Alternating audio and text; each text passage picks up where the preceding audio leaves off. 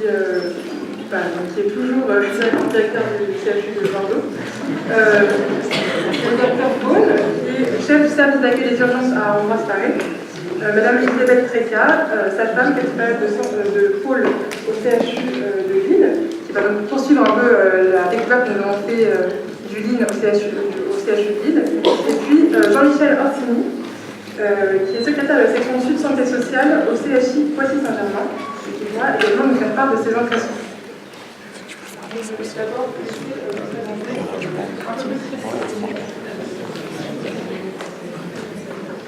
Merci, bonjour. Donc Samuel, je suis effectivement chef de service d'accueil des urgences à l'hôpital Ambroise-Paré, qui est à Boulogne-Billancourt, qui est un des hôpitaux de la PHP, des petits hôpitaux de la PHP.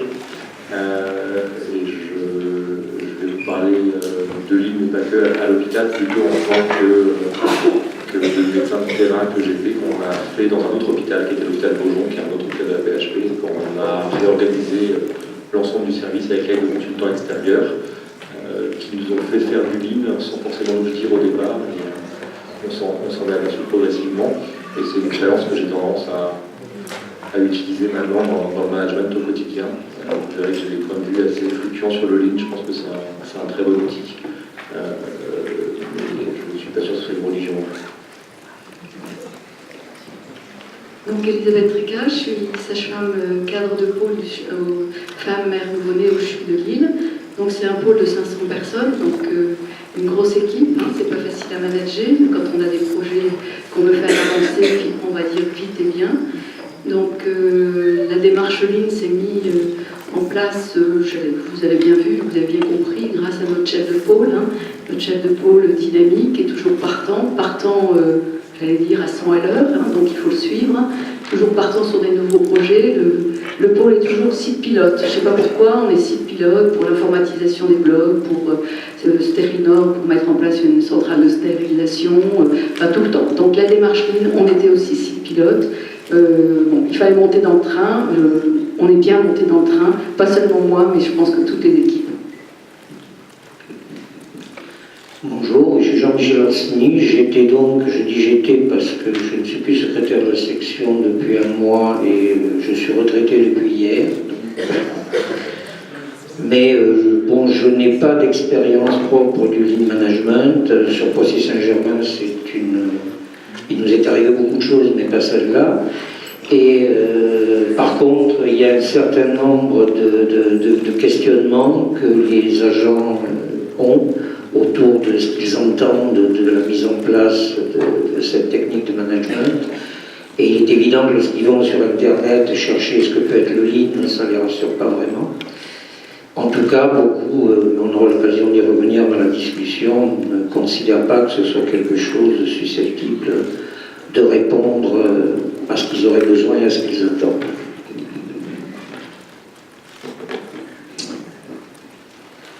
Bon, je ne pense pas qu'à ce stade, je me présente, c'est déjà fait depuis ce matin. Je trouve que c'est intéressant qu'on ait cet après-midi cette discussion ouverte et avec des points de vue effectivement un peu nuancés, voire plus que nuancés.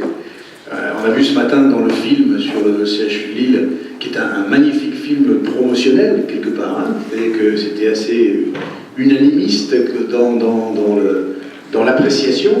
On va peut-être voir là cet après-midi quelque chose de peut-être moins unanime quant à ce que l'on peut penser du Lean. Déjà, effectivement, vous avez, M. Vaughan, évoqué le fait que c'était certainement intéressant, mais que c'était un bel outil, mais pas une religion. Donc, je crois que déjà, c'est quelque chose d'intéressant que de partir sur ces bases. Je crois qu'effectivement, il faut se garder de toutes les choses qui seraient par trop caricaturales, dans le bien comme dans le moins. À vous, chers collègues. Donc pour commencer, vous parliez justement des craintes des agents. Vous-même, vous avez mis en place des démarches Lean dans les établissements que vous connaissez.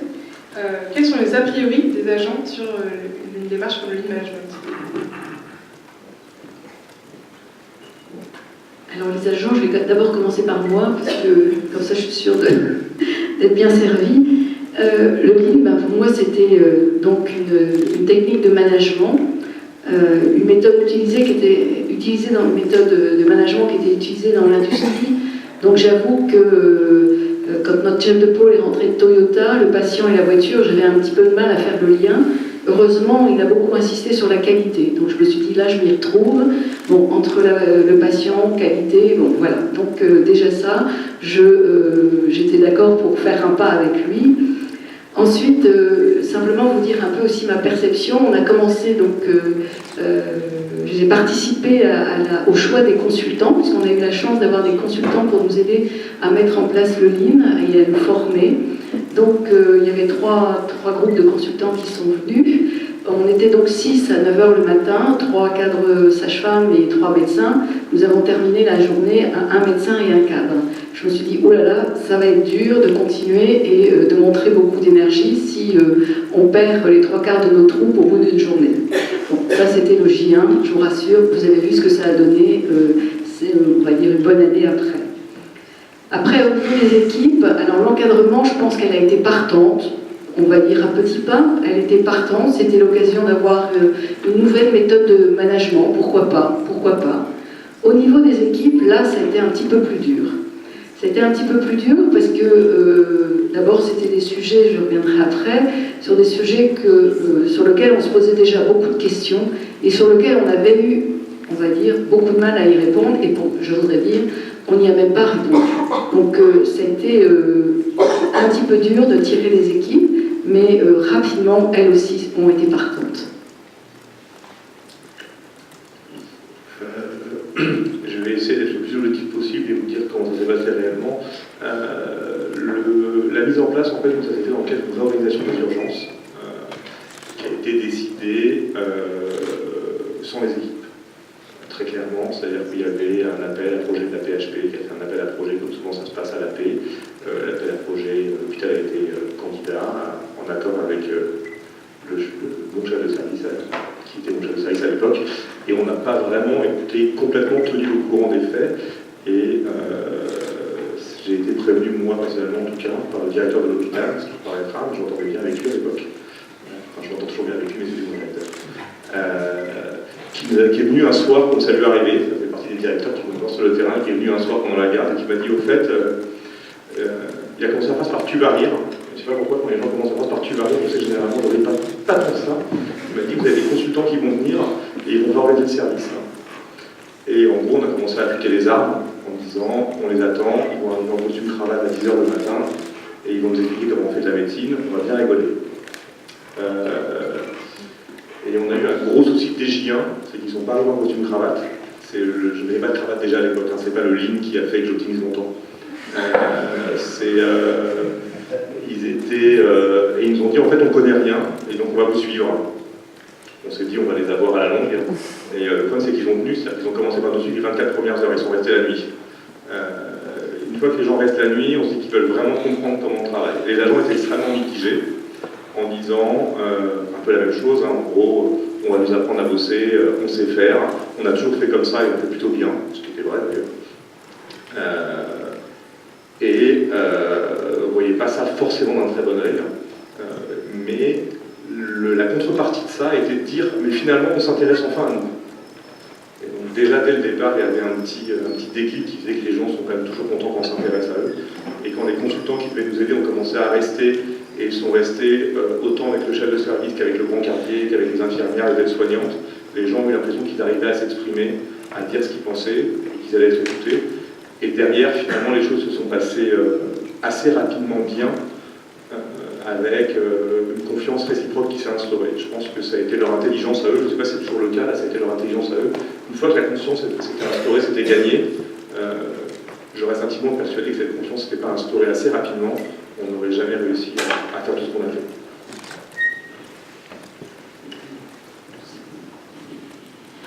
Oui, moi je vous répète, je n'ai pas assisté pour le moment à une mise en place d'une expérience Lean. Ceci dit, l'ensemble des salariés avec lesquels on a pu discuter sur l'établissement ne voient à travers le Lean que 3 choses, des gains de productivité, une réduction des coûts et des pertes d'emploi. Ils traduisent tout à fait, la traduction d'ailleurs du Lean, qui est un peu le management maigre, le management frugal, comme dirait Carlos Ghosn. Et pour eux, le Lean ne sera déployé que dans une seule logique de réduction des coûts, même s'il se trouve qu'il peut avoir d'autres qualités, pouvoir générer toute une dynamique chez l'encadrement ou chez les soignants. Il n'empêche que les agents, et la grande majorité d'entre eux, pensent qu'il ne sera déployé qu'à ça, que pour réduire les coûts au détriment de la qualité de soins des patients. Moi, je peux réagir déjà sur ces premières interventions. Je crois que, comme l'évoquait il y a un instant le docteur Beaune, il y a a priori déjà une résistance au changement, et ça, c'est quelque chose que l'on connaît bien dans l'hôpital comme dans toutes les organisations. La résistance au changement, c'est finalement perdre des repères, perdre des habitudes, perdre une façon de s'organiser, et puis avec la conviction, vous l'avez évoqué, moi ça m'a rappelé le démarrage de la démarche qualité. Lorsqu'on a utilisé le mot qualité à l'hôpital, parce que finalement on pourrait assimiler le Lean à cette démarche, hein, c'est tout à fait dans le même esprit. Moi je me souviens très bien d'avoir entendu des gens qui très, très sincèrement et sans aucun souci de plaisanterie, dire « mais attendez, la qualité, ça fait 30 ans que je la pratique. » Donc, qu'est-ce que vous allez nous apporter de plus? Eh bien, j'ai envie de dire que le Lean, c'est un peu la même chose. Puis la deuxième réflexion que j'ai envie de vous faire à M. Orsini, quand il dit finalement le Lean, on ne l'a pas vu, mais on l'a beaucoup lu sur Internet. Je dis que Internet, c'est la meilleure et la pire des choses, c'est un peu comme le patient. C'est-à-dire que le patient, quand il a un problème de santé et qu'il se jette sur Internet, c'est une catastrophe. C'est tout juste si il va pas falloir commander les pompes funèbres avant d'appeler l'ambulancier. Eh bien, j'ai l'impression, pour le personnel, permettez-moi cette image, c'est un peu la même chose, c'est-à-dire que vous appelez les pompes funèbres avant de savoir si ça va être profitable, du fait que, bien sûr, l'hôpital aujourd'hui est soumis à des pressions que vous avez évoquées, des pressions économiques, des pressions qui se traduisent par, effectivement, ce que vous avez évoqué, des gains de productivité, des réductions de coûts, etc., des pertes d'emploi dans certains établissements, pas partout, mais ça arrive aussi. Mais j'ai envie de dire que Lean ou pas Lean, ça risque malgré tout d'arriver aussi. Donc est-ce qu'il n'est pas préférable d'adopter une méthode qui va permettre justement de prendre en considération les idées et d'inverser la pyramide, comme on le disait ce matin, et de quitter les lignes habituelles du top-down pour utiliser le bottom-up? Peut-être qu'effectivement, c'est peut-être d'une certaine façon de redonner au personnel une capacité d'innovation et de force de proposition qu'il n'a pas toujours. Alors, vous évoquez la résistance au changement. Je sens qu'il y a eu quand même un certain scepticisme parmi les agents qui ont été concernés par la mise en place du Lean, mais vous expliquez que lorsque les consultants sont venus, lorsqu'ils font l'effort d'aller vraiment vers les gens, eh bien, dans ces cas-là, ça peut mieux se passer. Donc on peut déconstruire aussi les a priori. Maintenant, la question que je me posais, c'est, mais une fois qu'on met vraiment en place, qu'est-ce qui se passe? Comment est-ce que c'est vécu? Quelles sont les résistances qui apparaissent lorsqu'on met en place le Lean, une fois qu'on a dépassé la conception? Et quels sont les atouts, qu'est-ce qui en ressort de positif de prime abord? Je vais juste apporter ce que vient de dire M. Herriot. Oui, il y a ce qu'on appelle communément la résistance au changement, mais pour moi c'est un peu une tarte à la crème. C'est pas seulement une résistance au changement qui serait quelque chose où on se rigidifie sur une manière de fonctionner ou quoi que ce soit. Là, un certain nombre de méthodes de management qui sont arrivées à l'hôpital ces dernières années ont quand même été un changement spectaculaire pour les soignants par rapport à leurs valeurs, par rapport à leur éthique, C'est pas uniquement un petit changement, il y a là un conflit de valeurs qui est quand même pas facile à gérer. C'est pour ça qu'on est très nostalgique chez les soignants. Les gens, vous avez peut-être rencontré ça, vous parlez beaucoup du passé, du temps où c'était bien, les conditions n'étaient pas plus faciles, mais on avait l'impression que les gens avaient la possibilité de donner un vrai sens à leur travail, de communiquer autour de leur travail et de défendre des valeurs de qualité de soins qui n'ont plus aujourd'hui. Donc c'est aussi de ce point de vue-là qu'on peut parler de résistance. C'est pas résister pour résister. Non, mais j'entendais bien ainsi, évidemment, si j'ai pas résister pour résister. Mais c'est vrai que ce que j'entends, c'est qu'en tous les cas, il y a un scepticisme qui existe au départ, qui est répandu. Ça, c'était évoqué à la fois par le Dr Vaughan et par Madame Treca. Mais donc, encore une fois qu'on met en place le Lean, qu'est-ce qui apparaît? Est-ce que ça correspond aux a priori que vous aviez au départ? Ou est-ce que justement, la mise en place du Lean permet de voir que finalement, ce n'est pas qu'une méthode de management comme les autres, ça peut aussi avoir des points positifs et négatifs? On n'a pas dit aux professionnels, on va faire une démarche Lean. Non, on n'est pas parti comme ça. On a un problème, comment on peut le résoudre ensemble? Et donc on se met une table, on propose une méthode de travail qui était une démarche Lean, entre guillemets, mais c'est comme ça qu'on part. C'est-à-dire qu'on a un problème qui pose un problème, soit à l'équipe de professionnels, soit sur la qualité de la prise en charge de la patiente. Mais c'est pas, on va faire une démarche Lean. Nous, ça a été, on veut améliorer l'accessibilité de nos patientes au téléphone pour prendre des rendez-vous. C'est pas, enfin en soi, on n'a pas dit on fait une démarche Lean. On a utilisé une méthode pour travailler dessus. L'amélioration du petit déjeuner en maternité, c'est sans démarche Lean ou avec, il faut le faire. Enfin, voilà.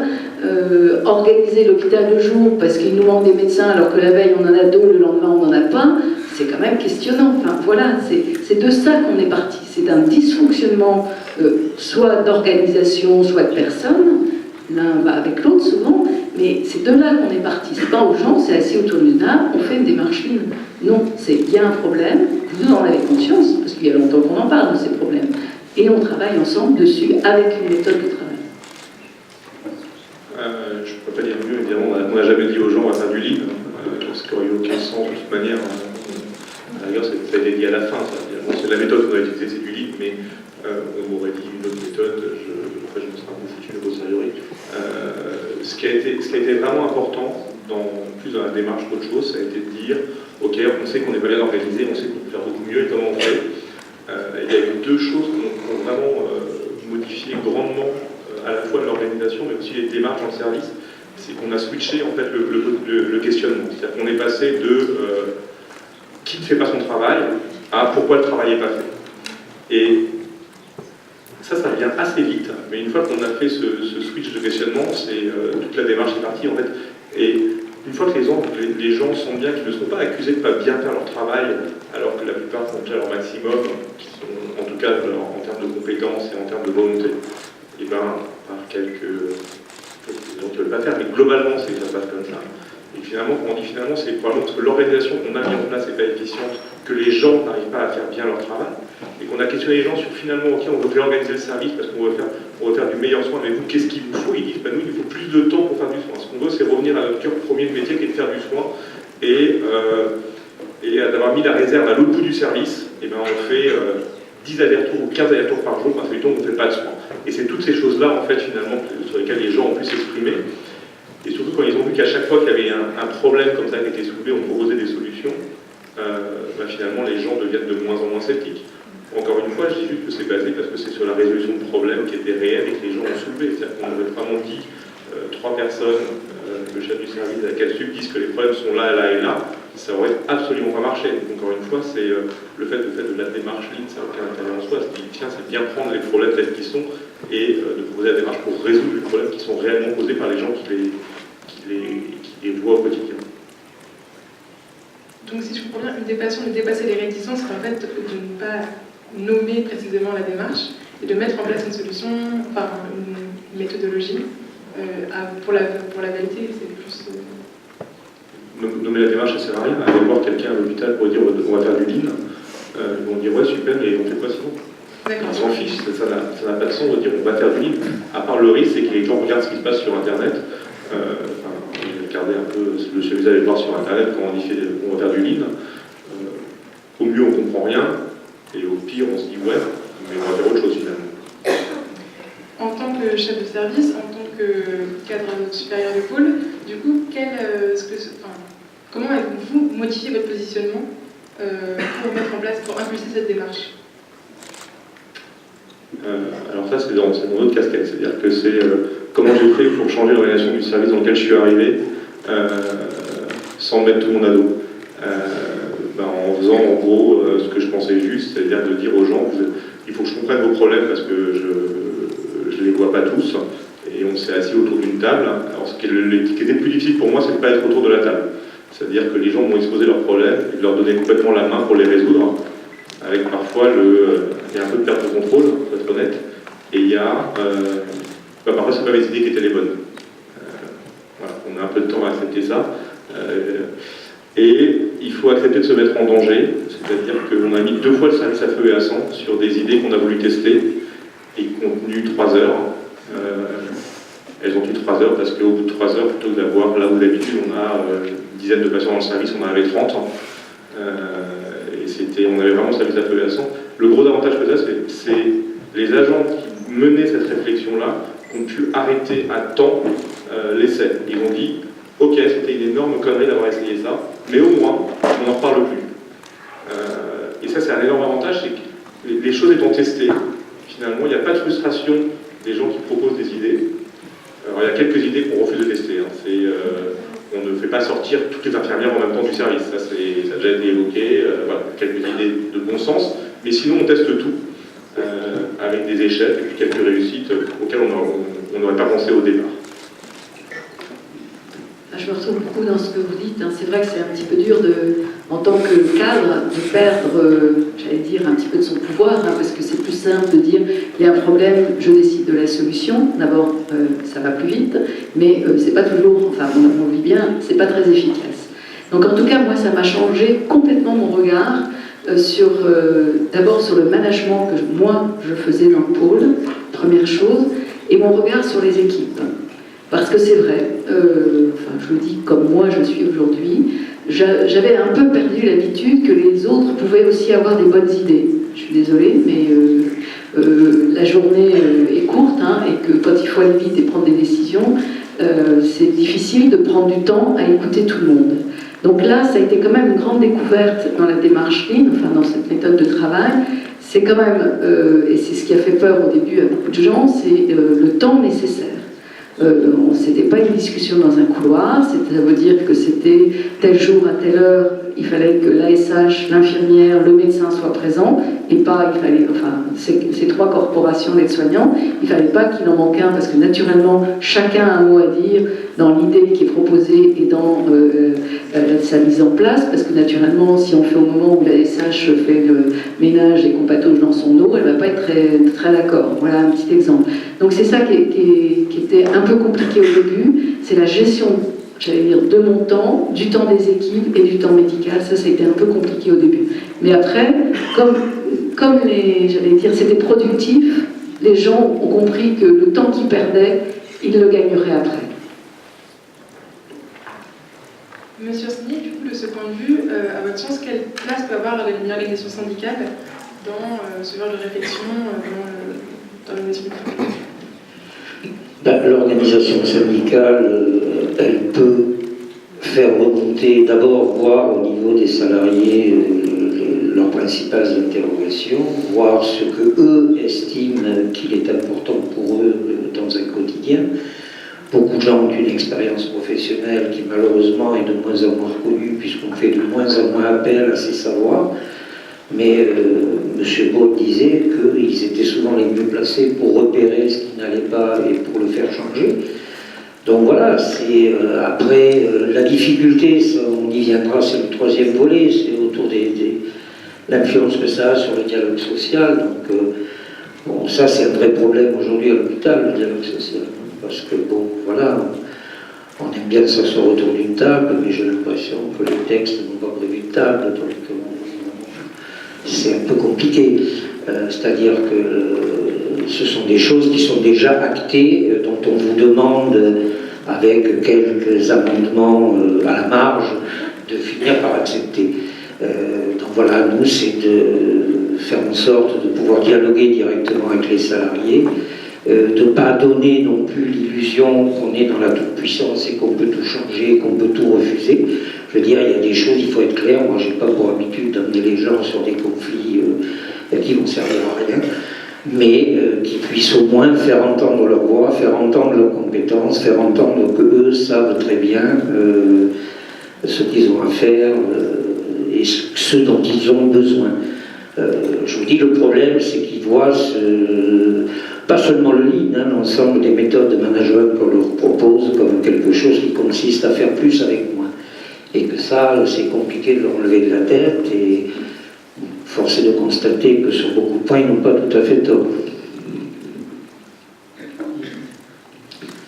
Oui, je veux bien réagir à ce stade du débat, parce que je crois qu'effectivement, lean ou pas lean, et effectivement, vous avez raison, lorsqu'on le met en place, c'est pas la peine d'annoncer quelque chose dont on sait que ça va être un peu un épouvantail entre ceux qui ne savent pas ce que c'est et ceux qui vont tenter de savoir et qui vont voir qu'elle s'applique d'abord à la production automobile.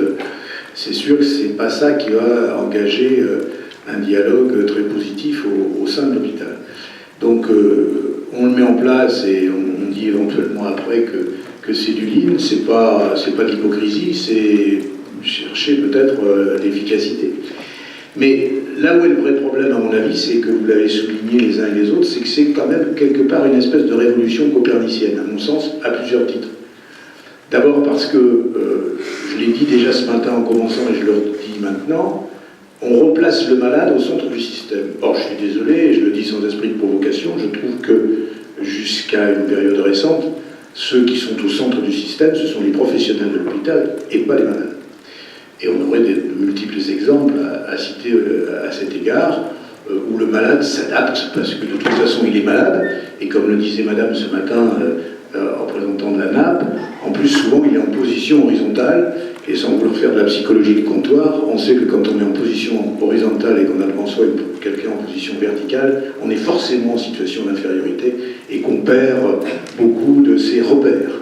Et que même si on ne tutoie plus le malade comme on l'a fait à une époque, même si on prend certains égards, etc., il n'empêche que le malade est diminué psychologiquement parce qu'il souffre, parce qu'il est inquiet, et qu'en plus l'organisation est faite non pas pour enlever cette angoisse, mais quelque part pour la renforcer. Involontairement, mais malgré tout la renforcer. Donc ça veut dire qu'il y a dans cette nouvelle approche quelque chose qui va de pair avec l'émergence de l'usager dans l'organisation de l'hôpital, qui déstabilise, y compris les organisations syndicales. D'ailleurs, ce nouvel entrant, c'était très commode quand même, là aussi, sans vouloir faire aucune provocation, mais c'était très commode finalement d'avoir un patron et en face des salariés et d'être dans une lutte de classe permanente. Aujourd'hui, les choses sont différentes. Un, parce qu'il y a un nouvel entrant. Ah tiens, il y a un malade. Effectivement, dans l'industrie automobile, l'automobile, même si elle a beaucoup évolué et si elle évoluera sans doute encore beaucoup grâce au GAFA, elle ne parle pas encore. Mais le malade, lui, parle, il s'exprime. Il n'est pas simplement objet de soins, il est sujet aujourd'hui. Et ça, c'est quelque chose de nouveau. Il apparaît dans le paysage, non pas comme quelqu'un finalement qui est là pour subir, mais qui a aussi le droit, j'ai presque dire le devoir, de s'exprimer et de questionner. Et puis, vis-à-vis des professionnels, c'est un peu la même chose. C'est-à-dire que il est parfois confortable d'être dans la position de celui qui conteste la décision d'une direction. Il est beaucoup plus délicat de dire, bah, écoutez, si finalement on vous donnait la parole pour essayer d'améliorer les choses. Mais il faut faire attention, parce qu'on a des vieux réflexes. Quand je dis on, les dirigeants ont des vieux réflexes. Et à vous entendre, me revenait en mémoire la déclaration des événements indésirables. Au départ, ça a très très mal marché, on est bien dans la démarche qualité là aussi, hein. Ça a très très mal marché au départ parce que la déclaration des événements indésirables, quand quelqu'un déclarait quelque chose qui s'était mal placé, à la limite on lui tombait dessus en lui disant mais de quoi, t'as mal travaillé quoi. Alors qu'aujourd'hui, c'est une autre approche. Et dans le lean, c'est un peu ça, c'est aussi ça, c'est-à-dire déceler des points de dysfonctionnement Et plutôt que d'être dans un rôle accusateur vis-à-vis d'un individu, trouver au sein de l'organisation le moyen de contourner, de dépasser ces obstacles et ce non-fonctionnement. Donc pour moi, on est vraiment dans quelque chose de nouveau, et c'est pour ça qu'il faut y aller à pas compter. J'ai bien aimé ce qui était dit ce matin sur le pas à pas, et le faire secteur par secteur, et accepter de s'être trompé. Si on peut le faire au bout de 3 heures, c'est parfait. Si on le fait au bout de 3 jours, au bout de 3 mois, mais avoir l'humilité quelque part de ne pas poursuivre si véritablement ça ne fonctionne pas. Et ça aussi, c'est assez nouveau. Et pour les dirigeants que nous sommes, qui sommes parfois assez convaincus de ce qu'on fait, c'est bien, c'est pour le bien commun, accepter d'être remis en cause, c'est toujours difficile. Oui, être syndicaliste, avant tout, on est des soignants, enfin en tout cas pour ce qui me concerne. Donc le patient, c'est quelque chose qui effectivement a énormément d'importance et c'est pour lui en partie qu'on travaille. Et c'est vrai qu'il y a une ligne de fracture aujourd'hui entre ceux qui demandent qui nous demandent de produire des soins et nous qui souhaitons simplement prodiguer des soins. Et je crois que ce n'est pas tout à fait la même chose.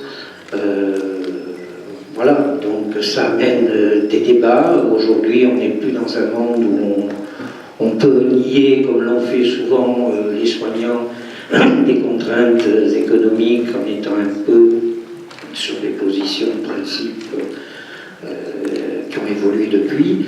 Mais en même temps, effectivement, là on ne peut que se rejoindre, le patient reste celui vers lequel doivent tendre tous nos efforts.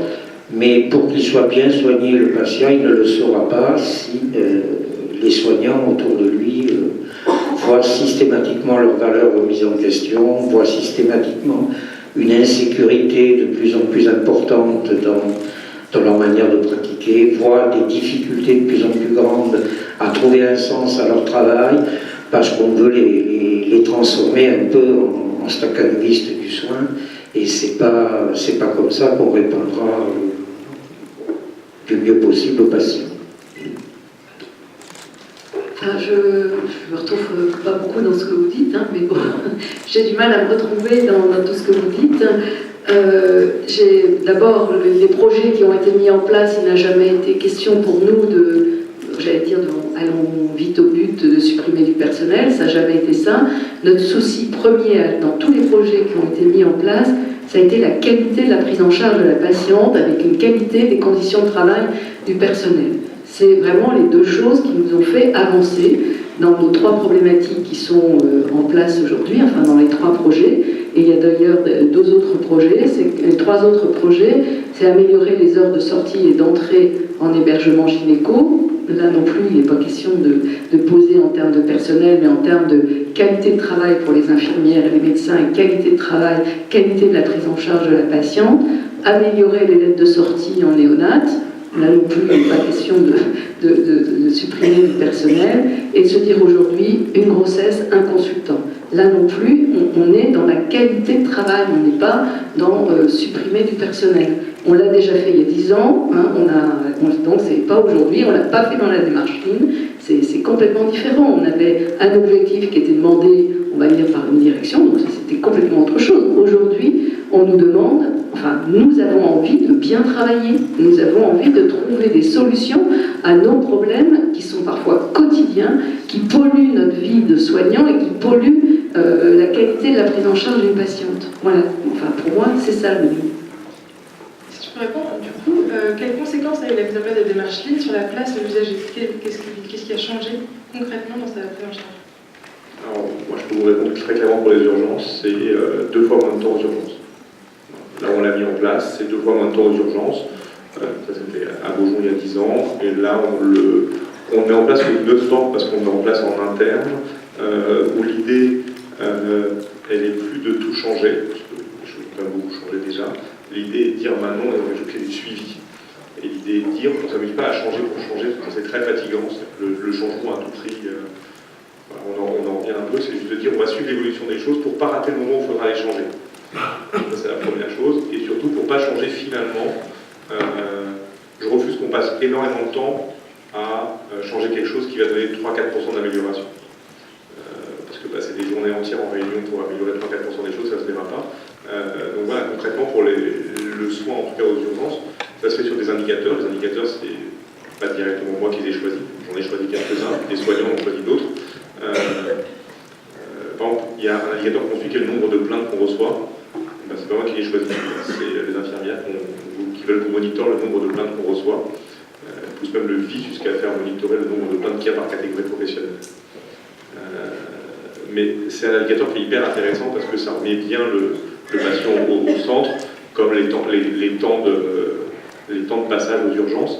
Puis un dernier indicateur qu'on suit que le patient n'est pas forcément favorable, c'est on fait des échelles d'ambiance de travail avec l'idée de dire c'est que plus on se plaît au travail, probablement plus la qualité des soins sera bonne. Ne me demandez pas de le prouver, je ne suis pas sûr que j'y arriverai, mais intuitivement comme ça, je pense qu'on est assez d'accord. Donc on a des échelles, c'est hyper compliqué à analyser, parce que quand ça descend, quand ça monte, on sait que c'est plurifactoriel, mais au moins, voilà, on suit, et s'il y a des écarts qui sont vraiment importants, on essaie de comprendre un peu ce qui se passe. Sur la qualité, ça a été assez facile. Hein. Sur l'accueil téléphonique, quand on a 35% d'appels décrochés, je vous imagine patiente, travaillant, étant obligé de prendre votre portable dans votre poche pendant que vous travaillez vous, c'est insupportable. Enfin, j'ai testé pour elle, c'est l'horreur. Donc 35%, aujourd'hui on arrive à 85% pour certaines secrétaires, donc moins. On a quand même, je pense, amélioré la qualité de travail et aussi la qualité de travail, enfin la qualité de la prise en charge de la patiente. Et non plus, c'est pas, on ne parle pas en termes de production. J'ai justement passé lundi et mardi, j'ai passé 1 heure assise à côté de la secrétaire. Et ben, on a eu le temps de discuter de choses et d'autres en attendant que le téléphone sonne. Enfin, c'était pas un central téléphonique, je raccroche, je décroche, je raccroche, je décroche. Non, pas du tout. Et pourtant, elle répondait à tous les appels qui étaient faits. Au niveau de l'hôtellerie en salle de naissance, en suite de naissance, pardon, là, c'est le petit déjeuner. Il suffit d'avoir une photo du petit déjeuner avant et après. Avant, vous aviez un bol en plastique. Vous aviez de la chance si vous aviez un couteau en métal. Sinon, c'était le couteau en plastique. 5 tartines, parce que tout le monde mange 5 tartines. Un beurre et une confiture. Il ne fallait pas oublier que madame dise merci. Donc, je pense que là, aujourd'hui, elles ont, enfin, on va dire, un petit déjeuner de l'hôtel. Et je tiens à signaler que tout ça, avec 50% de gaspillage alimentaire en moins. Donc j'allais dire, on donne plus et on consomme moins. Donc je pense qu'on s'est bien amélioré. Et au niveau de l'hôpital de jour, je pense qu'il y a eu 2 grosses améliorations pour moi. D'abord la patiente, on n'est pas encore au top, elle attend une demi-heure en moins. Je pense qu'on peut encore s'améliorer. Et aussi, au moins, l'équipe qui arrive le matin à 8h sait ce qu'il y a à faire. Sait ce qu'il y a à faire et avec qui on va le faire. Et ça, c'est un gain de temps et une qualité de vie au travail, parce que vous savez très bien qu'un médecin qui doit faire un geste à 8h05 et qu'à 9h il n'est toujours pas là, ça va pas, parce qu'il a oublié, enfin, ou il a pris une consultation en plus autre part. Là, au moins, il a son planning qui est visible dans son bureau toute la semaine, donc il sait que tel jour il est à 8h en hôpital de jour, il est au moment du staff à 8h, qui fait quoi, et ça tourne pour tout le monde. Donc si ça tourne pour tout le personnel, ça tourne pour les patients.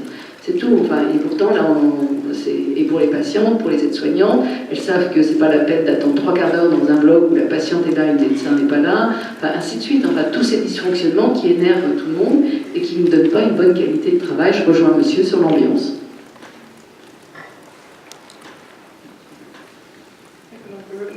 Non, mais c'est juste parce que du coup, on parle maintenant de la qualité de vie au travail, on est passé de la qualité de la prise en charge des patients à la qualité de la vie au travail. Est-ce que vraiment toujours les gains d'efficience signifient des gains de qualité de vie au travail, ou est-ce que c'est vraiment la démarche qui permet ça? Là, je suis un petit peu, c'est compliqué la qualité de la vie au travail, parce que bon, vous savez très bien que j'ai un peu de mal à répondre à cette question, parce que le travail est bien fait, si les gens sont heureux, mais il suffit qu'ils arrivent le matin avec en ayant 1h30 d'embouteillage et qu'ils sont arrivés une demi-heure en retard, leur journée ne vont pas la voir de la même manière. Enfin voilà, donc je pense qu'il y a quand même beaucoup d'impact sur la qualité de la vie au travail. Je pense que là, quand les organisations permettent que le travail soit bien fait, on a déjà gagné 80% de l'ambiance de travail et de la qualité. Après, les 20%, on ne les maîtrise pas. Bon, je vais continuer un peu mon rôle de chat noir, hein, puisque vous avez tous l'air d'être parfaitement convaincus par cette pensée magique qu'est le lean, où il suffit de réfléchir à ce dont on a besoin pour qu'on résolve les problèmes. On va quand même en avertir quelques-uns de nos responsables politiques qui seraient donc bien inspirés de faire la même chose. Non, comment on peut penser raisonnablement qu'une méthode qui va mettre davantage de gens en pression, parce qu'il y a aussi cet aspect-là, quand on veut augmenter la productivité, lorsqu'on veut augmenter ce qu'on appelle la qualité, mais derrière ce mot-là, il y a plein d'autres choses. Ça peut aussi être un outil un peu manipulatoire. La qualité, ça peut être utilisé pour arriver à un système qu'on appelle l'adhésion par les valeurs. On met en avant la qualité, ça personne ne peut être au courant. C'est-à-dire, vous n'êtes pas contre la qualité des soins. Par contre, qu'est-ce qu'on met derrière le mot? Je pense que tout le monde n'y met pas la même chose. Donc non, on n'augmente pas la qualité de vie au travail par le lean.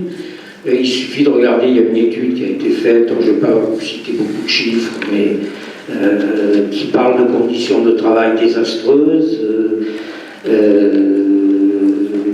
qu'il y a une augmentation très importante des arrêts de travail, les délais sont trop serrés, engendrent des retards pour 25% des équipes, 52% des employés doivent interrompre au moins une fois par jour leur travail pour une autre tâche imprévue, ce qui est très perturbant. Là, bon, je ne vais pas vous lire, je peux vous donner les références de l'article, je ne vais pas tout vous lire, mais visiblement, non, le lean management n'est pas cette espèce de chose qu'on nous présente aujourd'hui tout auréolé de fleurs.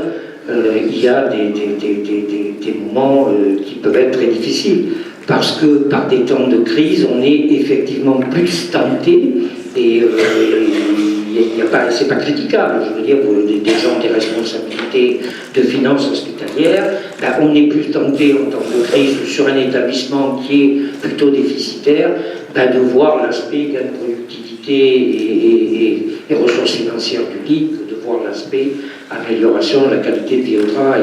L'amélioration de la qualité de vie au travail, elle s'accommode mal de la pression supplémentaire et de tout ce qui va avec, des effectifs réduits, même si vous me dites, madame, on n'a pas débauché ou supprimé des effectifs, vous n'en avez pas embauché non plus. Ce qui veut dire que comment se fait-il, moi je me pose la question, que seulement 70% des appels téléphoniques étaient pris et que 30% n'étaient pas pris. Il faut croire que les secrétaires médicales devaient être quand même sacrément débordées, parce qu'elles, c'est pas volontairement qu'elles ne prenaient pas les appels. Donc si elles étaient débordées, c'est que peut-être il y avait un départ en retraite non remplacé ou quelque chose qui est venu mettre un petit grain de sel dans les beaux rouages. Donc voilà, il faut quand même voir que c'est pas si tel que ça, ce type de management, et ça correspond bien aujourd'hui à ce que les hôpitaux ont à proposer à leur personnel, et qui lui aussi a leur attractivité d'ailleurs.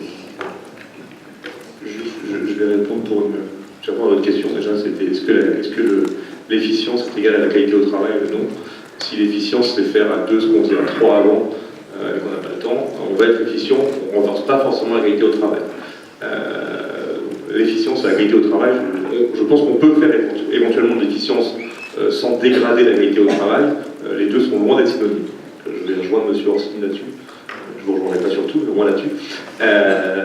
Je pense qu'on a un peu tendance à... J'ai l'impression que le lean, par moment, quand même, on fait un peu son procès en disant mais ce dont vous parlez, c'est pas le problème du lean, c'est le problème de réduire les effectifs. Et ça, lean ou pas lean, ce que disait ce matin, ce que j'avais fait au ministère de la Défense. C'est-à-dire que si on doit réduire de 5000 postes, vous pouvez prendre toutes les techniques que vous voulez, ça va pas bien se passer. Mais ça, c'est pas la faute du lean, c'est la faute de l'objectif. Je ne suis pas un archi-fan du lean, je vais être très franc avec vous. Je pense que c'est une très bonne méthode pour résoudre certains problèmes. Je pense que ça ne résout pas tous les problèmes, loin de là. Mais juste, nous, on avait clairement au départ défini le périmètre de l'organisation qu'on avait qui était à effectif constant. J'aurais préféré au départ qu'on me dise vous allez avoir 10 personnes en plus. Mais on fait quelque chose à effectif constant. Est-ce qu'à effectif constant, finalement, les gens arrivent à revenir à plus de soins, ce qui est leur cœur de métier? Je pense que oui. Si on me demande à l'heure actuelle, dans mon intime conviction, est-ce que l'hôpital est un modèle d'organisation, j'ai rigolé très très fort. Je pense que l'hôpital est un modèle de désorganisation. Et je pense qu'effectivement, à l'heure actuelle, dire qu'il faut embaucher du personnel, probablement ça n'a pas beaucoup de sens. Dire qu'il faut contracter le personnel, ça n'a pas beaucoup de sens non plus. Je pense que la problématique, c'est de dire est-ce que si on réorganise l'hôpital, on peut être plus efficace, et après on verra s'il faut plus ou moins de personnel. Mais on ne se pose jamais la question de savoir finalement, on dit il en faut plus, il en faut moins. Finalement, c'est une variable purement financière. Tout ça, c'est pas une variable, c'est quel est le soin qu'on va donner. Peut-être qu'on fait du soin avec moins de personnel, je ne sais pas. Peut-être qu'il en faut plus, au contraire, faire du soin, ou peut-être que juste il faut mettre les gens de façon un peu différemment. Peut-être qu'il faut plus d'infirmières dans un secteur à un moment donné, et moins à un autre moment. Sauf que cette discussion-là, on l'a quand même rarement tous ensemble autour d'une table, dans quelque chose d'assez calme, qui n'est pas vous allez impliquer du personnel, ou non, de toute manière, vous allez forcer à en embaucher. C'est juste comment on s'organise pour donner le meilleur soin possible. Mais c'est pas la faute du vide, tout ça, c'est juste une question d'objectif.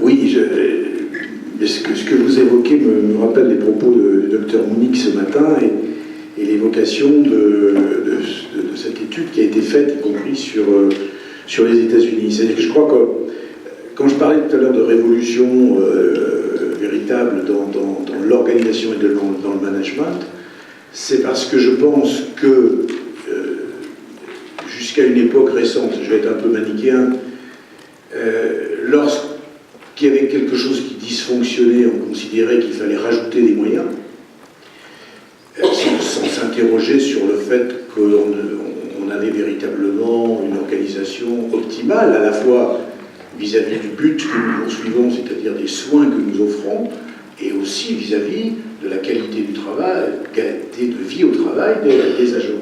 On ne se posait pas cette question. On était dans une démarche, et dans la relation avec les organisations syndicales, on était bien dans celle-là, c'est-à-dire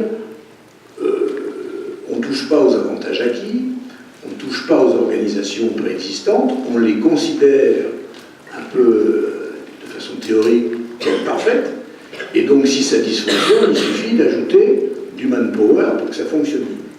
Je crois que cette vision-là, même si je reconnais que je la formule de façon un peu manichéenne, cette vision-là, ce n'est plus la démarche d'aujourd'hui. Et pardon, M. Orsini, de vous dire que pour moi, c'est pas parce qu'on est dans une situation de crise, parce que définition, une crise, c'est comme une crise d'urticaire, ça vient et ça passe.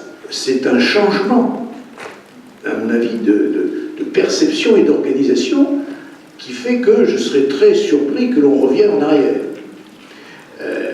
Donc, les objectifs poursuivis par ceux qui nous gouvernent, hier, aujourd'hui et demain, je serais très surpris qu'on change catégoriquement de philosophie et que tout à coup on ouvre les vannes considérant et faisant fi des déficits des comptes sociaux et que finalement que la France soit parmi les champions du monde en termes de dépenses liées à la santé sur le PIB, il faut continuer allègrement et quelque part, à un moment donné, se trouver peut-être devant un énorme problème qui serait celui du financement de l'assurance maladie, tout simplement, et peut-être d'aboutir à une solution que, sans doute, ni vous, organisation syndicale, ni nous ne souhaitons, c'est-à-dire une remise en cause totale de la façon dont nous sommes financés. Alors, si ce n'est pas cela que nous cherchons, faisons en sorte peut-être qu'effectivement, avec des moyens identiques, on fasse mieux, que le personnel soit mieux et que les gens se sentent mieux soignés. Alors c'est vrai que vous le mettez un peu en doute, mais moi j'ai écouté ce matin quand on dit que dans un établissement donné, le temps infirmier auprès du patient est passé de 30 à 90%, moi ça m'interpelle. Si vous avez eu des proches hospitalisés, ou si vous avez été vous-même hospitalisé, je serais surpris qu'on ne vous ait pas dit les médecins, on ne les voit pas souvent, les infirmières, elles passent en courant, bon, on voit un peu plus l'aide-soignante parce que, voilà, mais il y a un vrai défi là. Et l'infirmière, est-ce que c'est parce que le rapport du nombre d'infirmières par rapport au nombre de patients soignés et s'est dégradé? Peut-être. Mais est-ce que c'est aussi parce qu'on n'a pas suffisamment réfléchi à comment améliorer la prise en charge du patient? Comment faire en sorte que des tâches, finalement, qui ne concernent pas véritablement le travail de l'infirmière, soient éliminées? Au même titre que quand on parle des médecins urgentistes, qu'un médecin urgentiste passe 20 ou 30% de son temps à chercher un lit pour le patient qui est aux urgences, est-ce que c'est véritablement de la valeur ajoutée, compte tenu du métier qu'il exerce, ou est-ce qu'on peut trouver d'autres solutions? Et aujourd'hui, un certain nombre d'hôpitaux ont mis en place des bed managers ou des gestionnaires de lits, pour rester français, et qui finalement répondent. En tous les cas, j'ai quelques exemples que j'ai eu l'occasion d'observer dans certains établissements et où ça marche plutôt pas mal. Donc, je ne crois pas qu'on puisse être encore, malheureusement sans doute, mais ne soyons pas trop nostalgiques, dans le toujours plus. Il faut tenter d'être dans le mieux sans être dans le toujours plus, et c'est peut-être là qu'une démarche comme le Lean peut être, sans être une religion ni une panacée, une aide, en tous les cas, pour aller dans ce sens-là. Donc si le Lean peut être une aide, effectivement, une démarche Lean, quels seraient les conseils que vous donneriez à quelqu'un qui voudrait mettre en place une telle démarche? Quels seraient les points de vigilance sur lesquels vous attireriez leur attention? Je ne sais pas si tu en as des conseils, mais en tout cas, je pense que comme toute démarche, on veut faire évoluer quelque chose. Pas le terme de changement, parce que le problème, c'est qu'on ne sait pas si on va changer avant d'avoir pu évaluer un peu ce qu'on veut faire, mais si on veut faire évoluer quelque chose, il faut avoir des objectifs qui sont assez précis. Et ce matin, il y a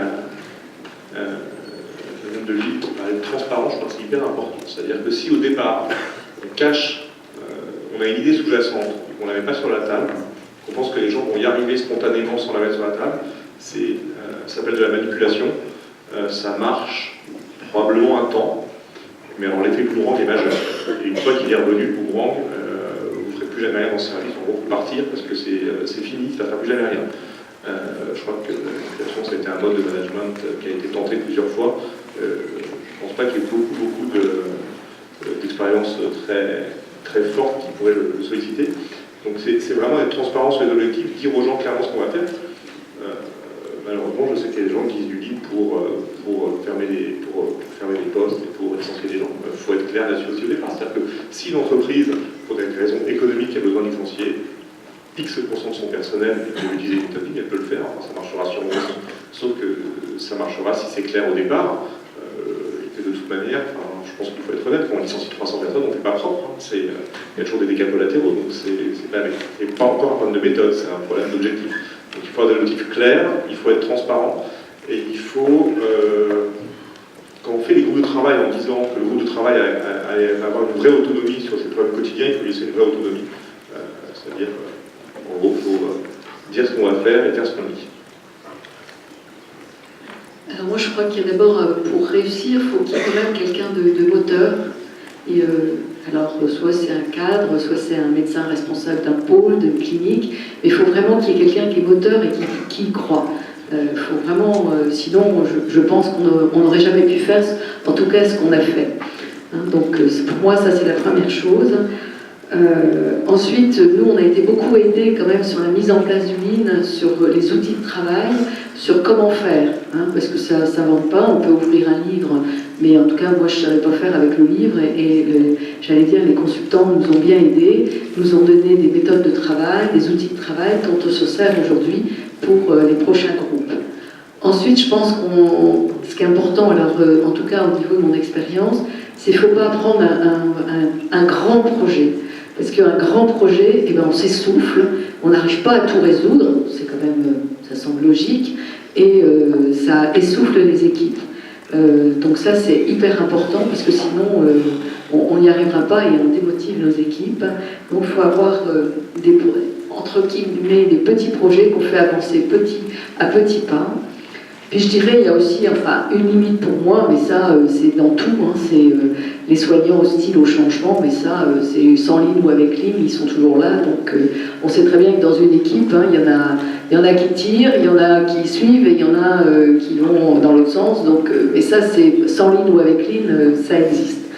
Et pour moi, en tout cas, ce qui a beaucoup changé pour moi, c'est mon regard sur les équipes. Ça, c'est... Alors vraiment, ça a été primordial pour moi, et j'ose vous dire que j'ai quelques cheveux blancs, et ça me fait plaisir aujourd'hui de me dire que j'ai encore une capacité de regarder mon travail autrement. Donc ça a été hyper important pour moi, de savoir que des gens avec qui je travaillais étaient capables d'avoir des projets, d'avoir des idées, de chercher des solutions pour les mettre en place. Et ça, je vais dire, c'est un peu révolutionnaire quand même, parce que ça a été fait autour d'une table, même si là il y avait des tables. Ça a été fait autour d'une table et on a bien travaillé.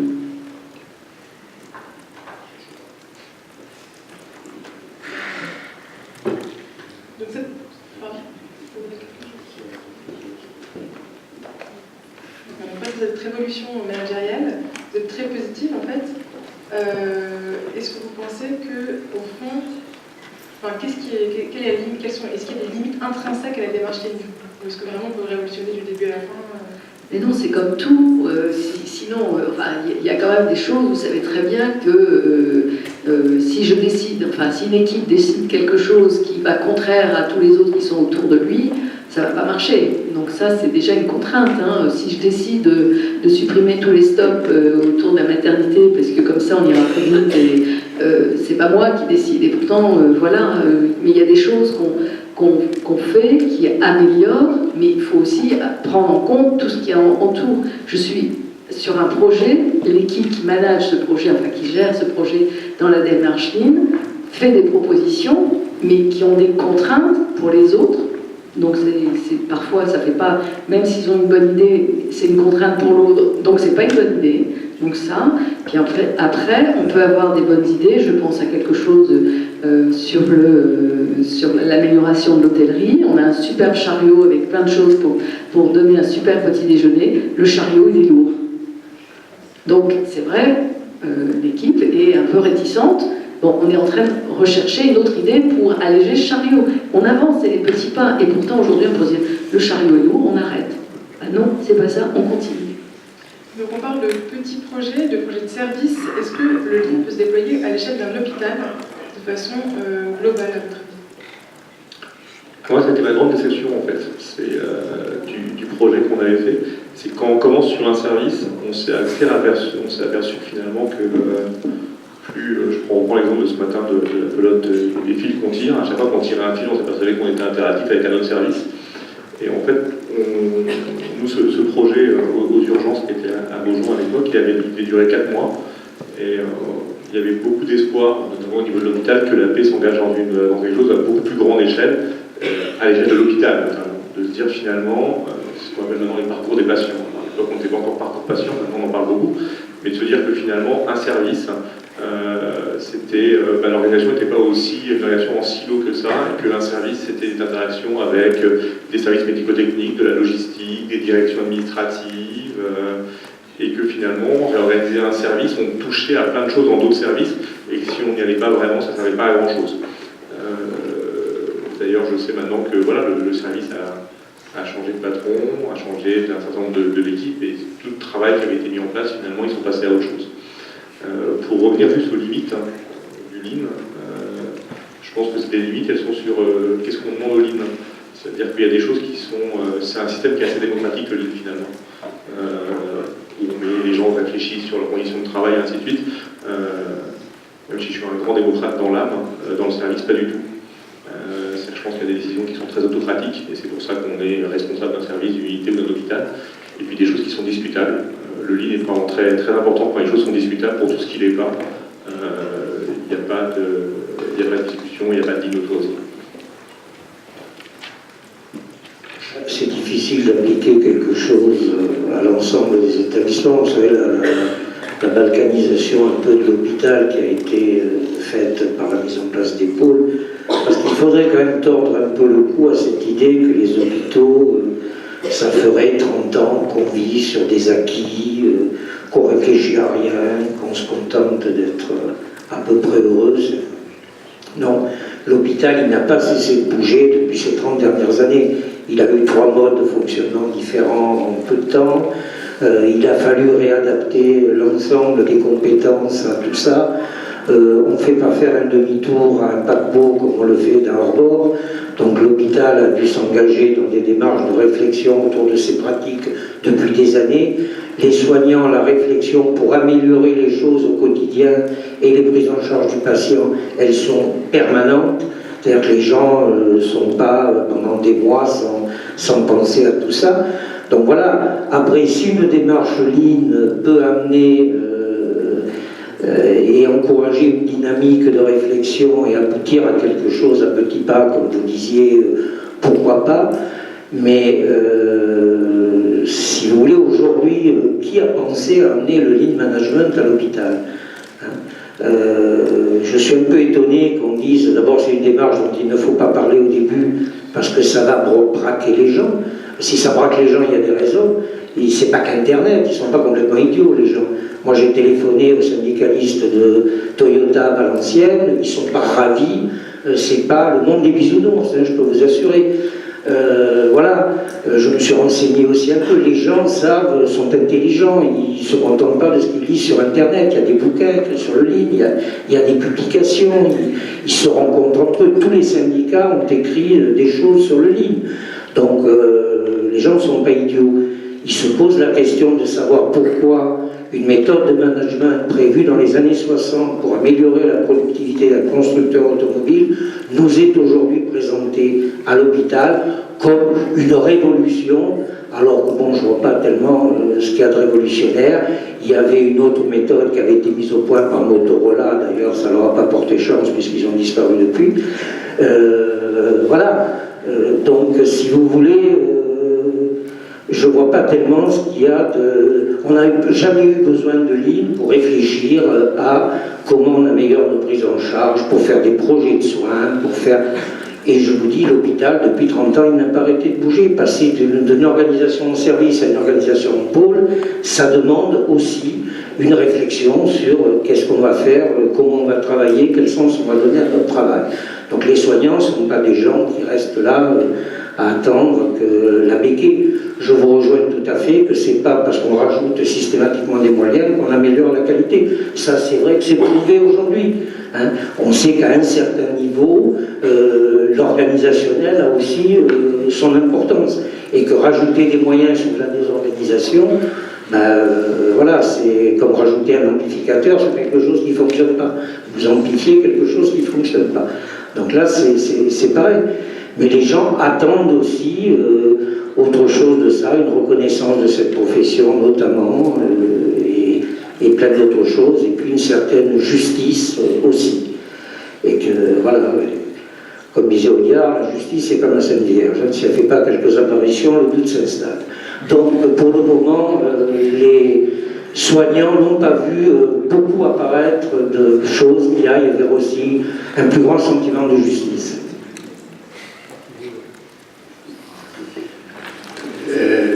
Moi, ce que je voudrais ajouter à ce stade du débat, c'est qu'effectivement, j'ai bien aimé ce matin, lorsque M. Le Roussic disait le Lean, on l'a appelé le levier pour des actions nouvelles.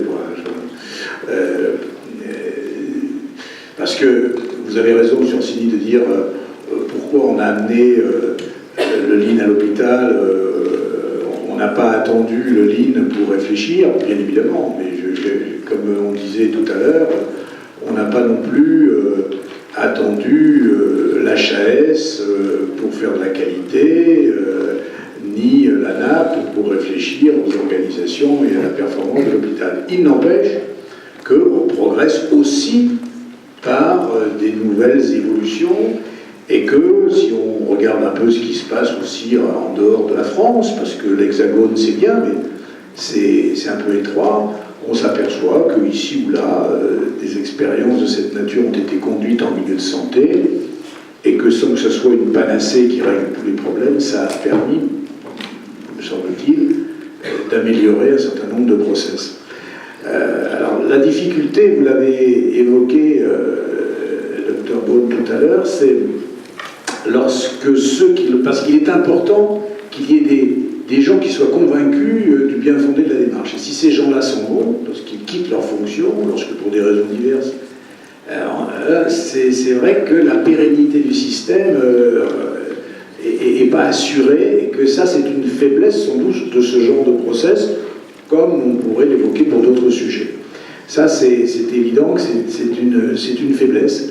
De même que l'autre faiblesse, c'est de comment passer à un stade plus important. Alors, pardon d'être un peu critique vis-à-vis de cette noble institution, mais c'est vrai que l'assistance publique hôpitaux de Paris, c'est quand même un monstre à l'échelle européenne, pour ne pas dire mondiale, puisque c'est la seule structure qui soit à une telle dimension, et en dépit des efforts accomplis pour tenter de segmenter, on voit bien que c'est difficile à faire bouger.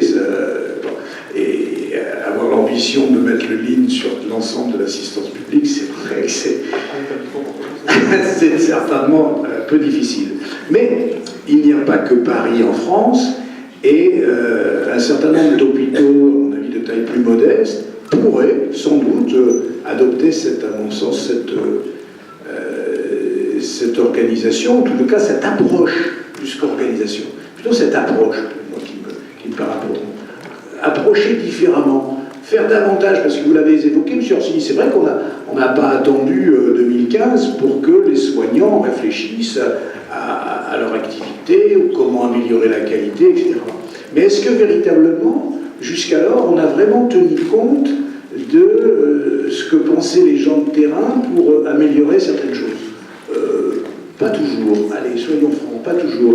Est-ce que les dirigeants sont vraiment descendus sur le terrain pour débattre avec les gens qui sont auprès du patient de leurs préoccupations et de comment améliorer la qualité du repas servi, de diminuer l'attente?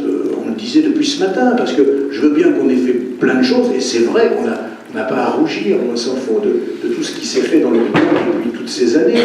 Et il suffit qu'il y ait malheureusement des événements aussi catastrophiques que ceux qu'on a connus récemment à Paris pour voir comment les hospitaliers savent se mobiliser sans qu'on ait besoin du lean pour le faire. C'est clair. Donc cette foi qu'ont les professionnels de la santé, d'être attachés à leur métier et à leurs établissements, on n'a pas attendu le lean pour que ce soit vérifié. C'est tout à fait sûr. Mais s'il y avait un petit supplément grâce à cela, mais si tout à coup on acceptait des remises en cause, y compris que les cadres se remettent en cause, vous l'avez dit madame tout à l'heure, et vous avez eu, je trouve, beaucoup d'honnêteté intellectuelle à dire que ce n'était pas forcément simple, parce que quelque part c'est déstabilisant. Alors, Dr Beaune vous dit, bon, mais il n'empêche que je reste le patron de mon service quand il y a des sujets majeurs, bam, je veux voir qu'une tête, et c'est vrai qu'à certains moments, il faut bien, on ne peut pas passer son temps à discuter avec tout le monde. Mais l'un n'est pas, à mon avis, antinomique de l'autre. On peut très bien avoir des directives fortes avec des objectifs qui sont des objectifs institutionnels qu'à un moment donné, il faut mettre en œuvre, et puis, par cette politique des petits pas, de façon tout à fait... non pas concurrentielle, mais complémentaire, permettre à l'organisation de mieux fonctionner, aux patients et aux malades d'être mieux accueillis, parce que la qualité des soins, c'est pas simplement de la technique, c'est pas simplement de la qualité professionnelle que personne ne discute et que, sans faire du cocorico, beaucoup de pays nous envient. C'est vrai que nous avons d'excellents professionnels, mais est-ce que ça suffit ? Est-ce que c'est suffisant? Est-ce que le malade n'attend que le geste technique, que la qualité du soin qui est donné?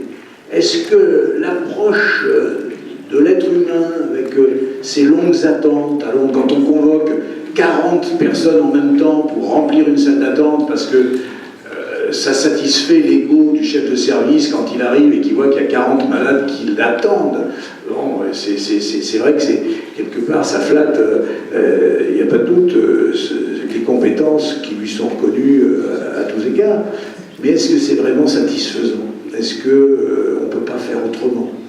Est-ce que quand le patient est aujourd'hui dans une organisation de l'ambulatoire qui est quand même quelque chose de tout à fait nouveau et qui justifie précisément, peut-être plus que l'hospitalisation classique, qu'on réfléchisse à des modalités d'organisation où le juste à temps est plus que jamais nécessaire. Eh bien, si une méthode comme celle-là permet d'y parvenir plus facilement, ben, je crois qu'il ne faut surtout pas se priver de la mettre en œuvre. Alors, est-ce que ce stade de la discussion, il y a des questions de la salle?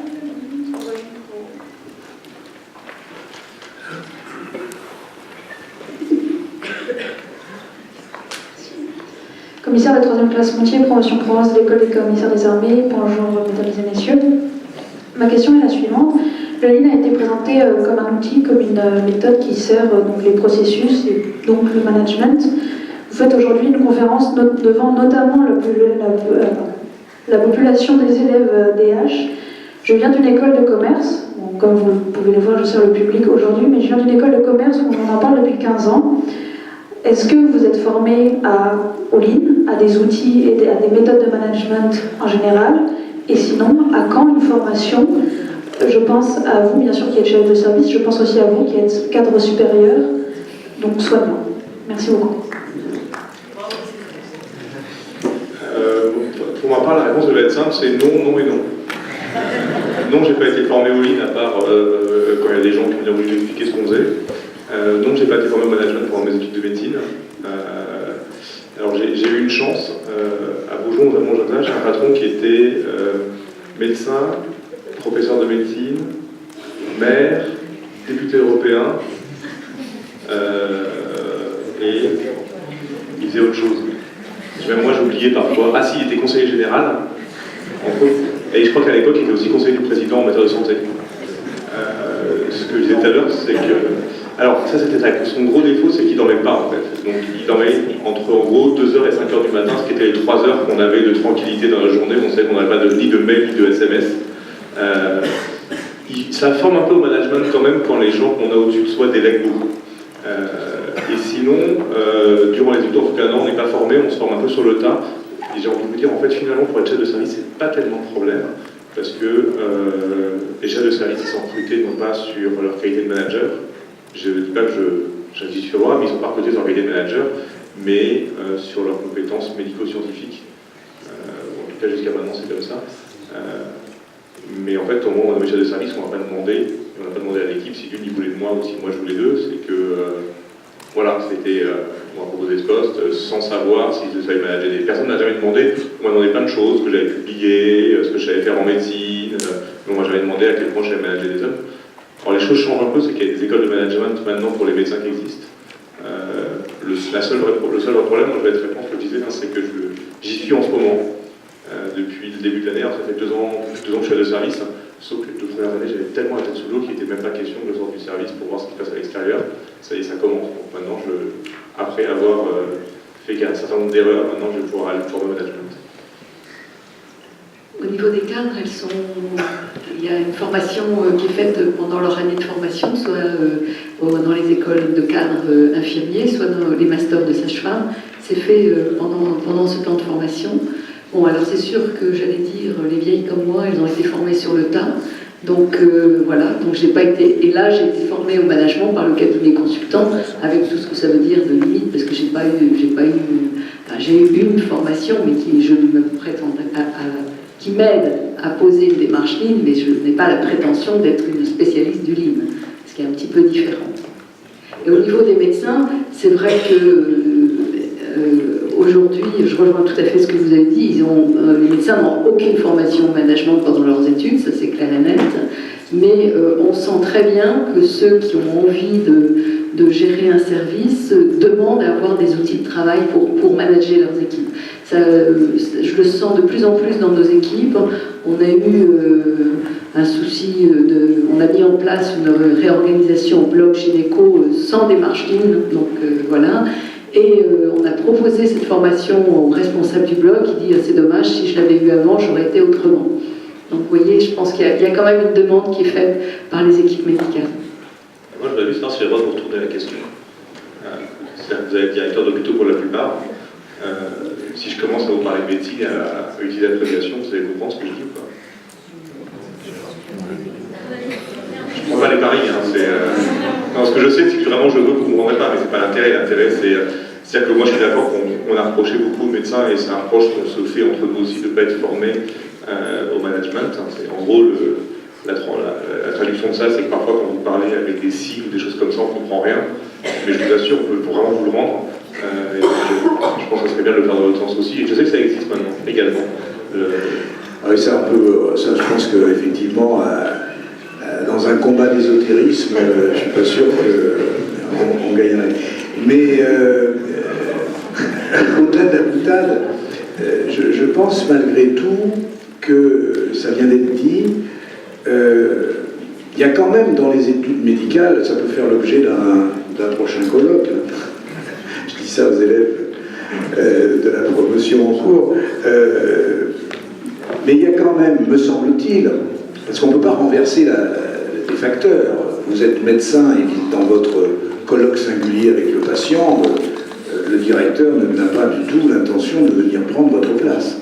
Donc, il est hors de question que le directeur fasse des études de médecine. C'est pas ça son job.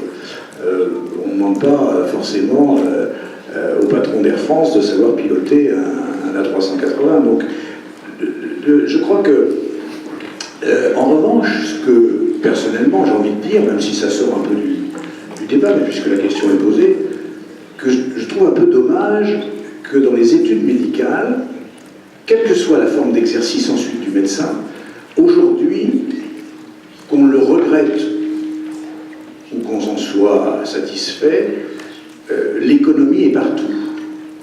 Et je le disais ce matin, le vieil adage « la santé n'a pas de prix » a vécu et depuis longtemps, et aucun médecin ne peut s'exonérer d'une réflexion économique, qu'il exerce en libéral, en clinique ou à l'hôpital. Et il est quand même dommage qu'il n'y ait pratiquement, pour ne pas dire 0 heure, parfois 2-3 heures, mais avec un amphi qui ferait très clairsemé, celui d'aujourd'hui ferait sûrement pas lire d'envie beaucoup d'universitaires de médecine. Ça, je trouve ça dommage. Et sans doute que, me semble-t-il, dans les réflexions à conduire pour demain, il serait important que, au terme des études médicales, pas au début, une vraie connaissance minimale de l'économie et de l'économie de la santé soit mise en œuvre. Ensuite, à l'hôpital, ça a été dit, madame, et j'ai envie de dire, aujourd'hui avec les pôles encore plus, aujourd'hui, les chefs de pôle revendiquent et ont des formations. Est-ce qu'elles sont véritablement adaptées à ce que l'on veut faire les chefs de pôle? Ça nous amènerait trop loin dans la discussion, on pourrait le voir autrement. Mais en tous les cas, enfin, moi, dans les établissements que je connais, y compris dans l'établissement que j'ai dirigé encore récemment, les chefs de pôle avaient tous suivi une formation assez longue et assez structurée par l'intermédiaire notamment de l'Institut d'études politiques, adossé à des professionnels de santé qui venaient donner un éclairage de terrain pour les chefs de pôle, parce qu'un chef de pôle qui est démuni de toute connaissance en matière managériale et économique, il lui manque quelque chose, et c'est très vite ressenti. Excusez-moi, j'aimerais juste réagir au retournement de questions que vous avez fait tout à l'heure. Je vais juste parler pour le service de santé des armées parce que pour le coup, je ne me sens pas apte à parler pour le reste. Nous n'avons pas de formation médicale à proprement parler. Néanmoins, on a par exemple des cours de codage où on a l'occasion de voir des... Non, des cours de codage où on a l'occasion de voir des termes assez intéressants. Et sur le principe, j'espère pour moi, autant pour les patients, qu'on ne me demandera jamais de soigner quelqu'un. Mais vous, on vous demandera de faire du management. Alors, je ne sais pas ce qu'il y a à trouver. En fait, quand je disais ça, c'est pas tellement... C'était, bien sûr, c'était pas... je pense que c'est une bonne nouvelle qu'on envoie aux directeurs d'hôpitaux de faire de la médecine. Je vous avoue franchement, si vous mettez à la tête d'un hôpital, là on sait où on va aller, on va tous aller dans le mur. Hein. Donc ça au moins c'est l'avantage. Quand je dis ça, c'est pour des raisons très simples, c'est que finalement on nous demande, par le biais des chefferies de pôle, des chefferies de service, de travailler ensemble, et finalement on ne nous donne pas tellement les outils pour communiquer. C'était plus ça mon message, et que on s'est aperçu par des échanges de mails il n'y a pas très longtemps avec la direction qu'il y a de temps en temps des contresens qui donnent des combats assez violents, alors que c'est juste finalement au départ un problème de communication, de choses qu'on a interprétées un peu différemment. Je pense qu'il y a des moments où on se comprendrait un peu mieux dans ce qu'on dit, ça aiderait, c'est plus dans ce sens-là, je vous le dis. Je ne demande pas ce que vous ayez des cours de médecine, mais je pense que voilà, qu'on ait des échanges communs en termes de communication pour clarifier les situations de temps en temps, ça pourrait à mon avis être un plus. Bonjour, Clément Trivalo et directeur d'hôpital. On a quelqu'un dans la salle qui s'interrogeait par SMS sur le fait de savoir s'il y a des pôles ou des services où la démarche ligne est plus facile à appliquer que dans d'autres, et à l'inverse, s'il y a des pôles ou des services où cette démarche paraît impossible à appliquer. Je ne sais pas. Je ne sais pas si c'est les pôles ou les services, je pense que c'est les humains qui peuvent être les facteurs limitants. C'est-à-dire s'il y a des gens qui ne veulent pas, ça ne marchera pas. Et s'il y a des gens à qui on l'impose, qui ne sont pas leaders, ça ne marchera pas non plus. C'est-à-dire qu'il faut qu'il y ait une volonté, au moins, il faut qu'il y ait quelque part un leadership reconnu qui soit moteur dans cette... je ne suis pas sûr qu'il y ait des exemples de... Si on arrive à le faire chez Toyota et à l'hôpital, je ne suis pas sûr qu'on n'arrive pas à le faire ailleurs. Je vous dis encore une fois, c'est plus un mode de pensée qu'autre chose, j'ai l'impression. Oui, de mon point de vue, je pense que le pôle de psychiatrie serait, à mon avis, le plus difficile à ce que cette démarche y soit appliquée. Mais bon, voilà, c'est un point de vue. C'est des facteurs. Voilà.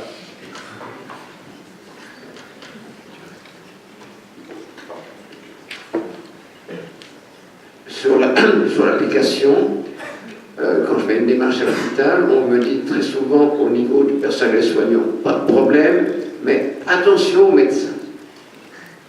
Il semblerait que c'est une population différente, pas capable de comprendre ce qu'est le LIN, et il s'avère que très souvent ils me disent mais on aura l'occasion de moins perdre du temps avec des papiers administratifs, donc le LIN c'est pas si mal que ça.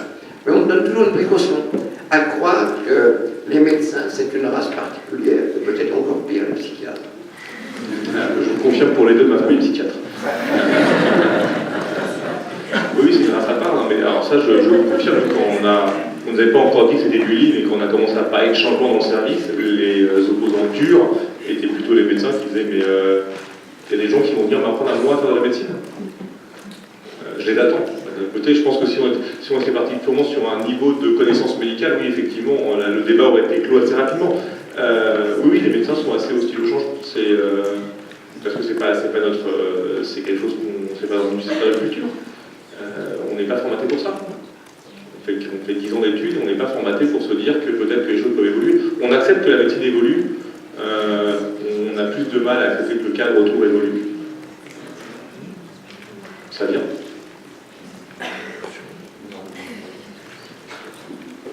Il va falloir qu'on accepte de plus dire mes infirmières, ma surveillance. Et ça aussi, c'est les pôles ont levé le problématique d'un niveau, mais on continue à avoir cette problématique. Nous, on a l'avantage aux urgences, c'est que moi, ça me fait marrer quand on dit non, ton malade ne rentre pas dans mon lit. Je fais de l'autre côté, c'est pas mon malade, c'est pas très gênant. Et qui ne rentre pas dans ton lit, c'est pas le but. Le seul but, c'est qu'il rentre dans l'hôpital. J'aurais une autre question, mais là je vais mettre ma casquette de patient. J'entends dire qu'il y a des risques, qu'il y a des erreurs médicamenteuses, il y a des risques médicaux, qu'il y a des accidents, il y en a énormément, on voit ça dans la presse. Est-ce que vous pensez que le LIN peut contribuer à réduire ça? Je vais ma casquette de patient. Je vais mettre ma casquette de contrôleur SNCF alors. Oui, des risques. Est-ce que le LIN permet de réduire les risques? Je pense que toute méthode d'amélioration des pratiques permet de réduire les risques. Je ne sais pas si c'est le LIN en particulier, j'ai aucune idée là-dessus. Je pense qu'à partir du moment où on se pose la question, on réduit les risques. Est-ce que le risque est réduit à zéro? Je vais rentrer en train, je vous dirai ça en rentrant. Tout ça pour vous dire, je pense que c'était dit ce matin par une personne, il faut impliquer les patients dans la démarche LIN, me semble-t-il. Il faut impliquer les patients dans la démarche LIN. S'il y a d'autres questions.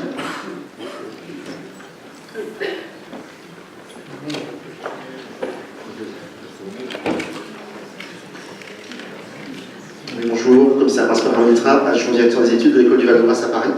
Je voulais juste réagir sur les propos échangés notamment avec l'une de mes élèves pour dire qu'au sein du service de santé des armées, l'un des projets pédagogiques de l'école du Val-de-Grâce, justement, c'était de lisser, autant faire se peut, les deux populations d'administrateurs militaires et de praticiens, notamment dans le cadre de la prise en charge du blessé de guerre sur les théâtres d'opération.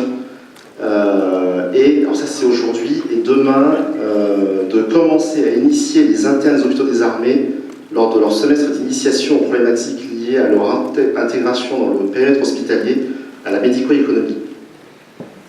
Évolution à venir. Donc l'armée a toujours de l'avance sur les civils. Oui, mais moi je voudrais reprendre ce qui a été dit parce que n'en doutez pas, il y a eu des progrès énormes dans les deux sens. Énormes dans les 30 ans qui viennent de s'écouler. Énormes. Fut une époque, effectivement, où, dans l'organisation de l'hôpital, il y avait la direction, que les médecins s'obstinaient d'ailleurs à qualifier d'administratif, un terme dont personnellement j'ai totalement horreur et que je considère qui ne correspond pas à notre métier. Il faut se méfier des mots.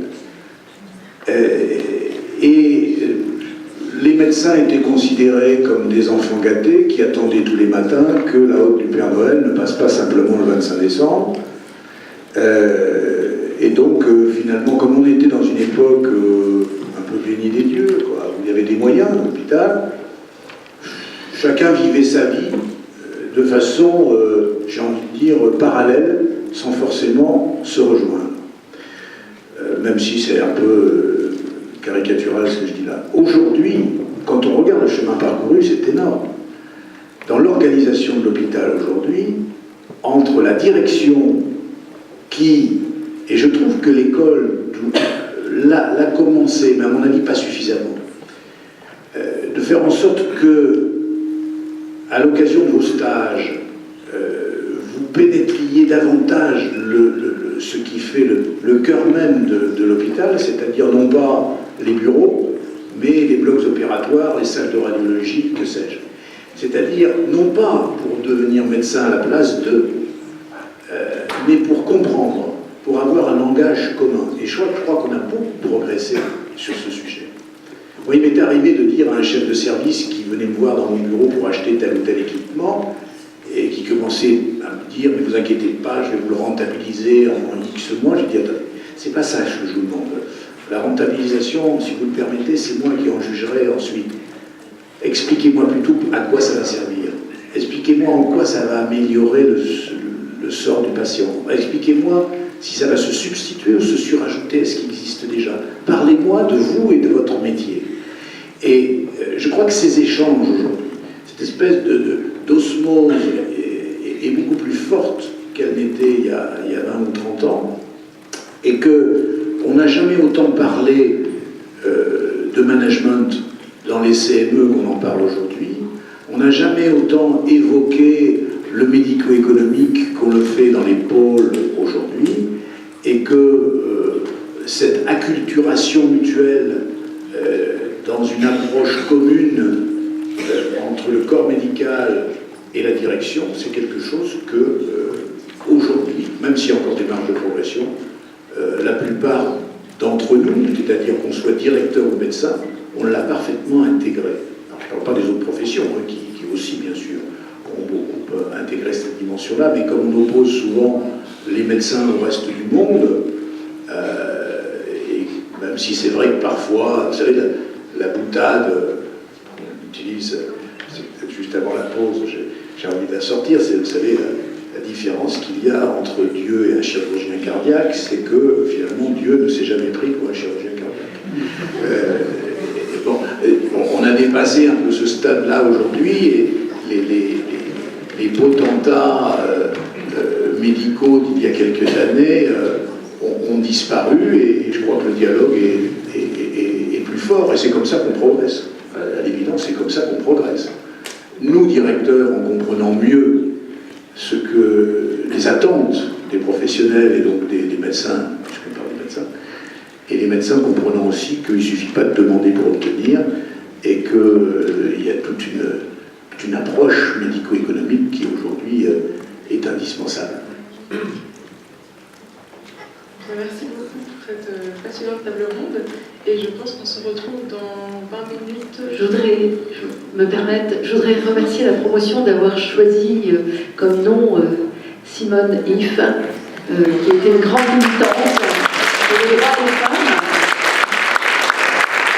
Les droits des femmes, je me souviens, j'espère, vous avez entendu comme moi, droits des femmes qui pourraient être bien diminués par certains dans l'avenir. Donc merci à vous de l'avoir remis à l'honneur.